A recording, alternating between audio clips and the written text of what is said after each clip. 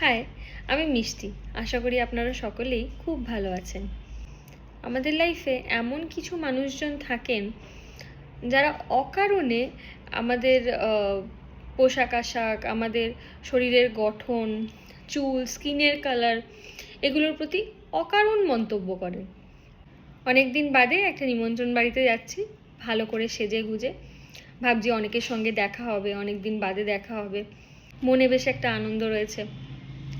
গিয়ে এমন একজনের সঙ্গেই দেখা হলো, পুরো আমার অনুষ্ঠান বাড়িতে যাওয়ার যে আমার মুডটা ছিল পুরোটাই নষ্ট করে দিল।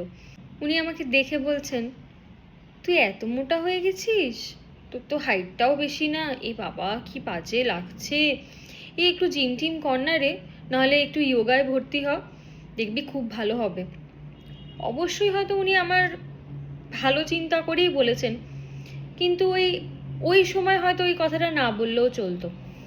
এরকম অনেকেই থাকেন যাদের ওই একটা দুটো কথা পুরো আনন্দটাকে মাটি করে দেওয়ার জন্য একদম যথেষ্ট। এবং তাদেরকে যদি কেউ বলেও যে এই সময় কেন তুমি এই কথাটা বলছো, উনি তখন বলেন যে মোটাকে মোটা বলবো না, রোগাকে রোগা বলবো না, কালোকে কালো বলবো না। আমি বাবা বড্ড স্পষ্টবাদী, আমার আবার লুকিয়ে লুকিয়ে বলা, পিছনে বলা একদম ভালো লাগে না। যা বলবো আমি মুখের ওপরেই বলবো।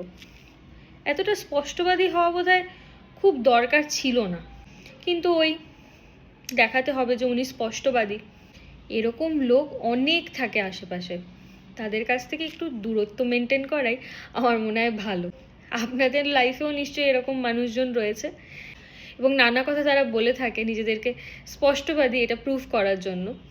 আমার কমেন্ট বক্সে অবশ্যই কিন্তু সেই সব ঘটনাগুলো লিখবেন। সবাই খুব ভালো থাকবেন, সুস্থ থাকবেন। দেখা হবে পরের একটা ভিডিওতে।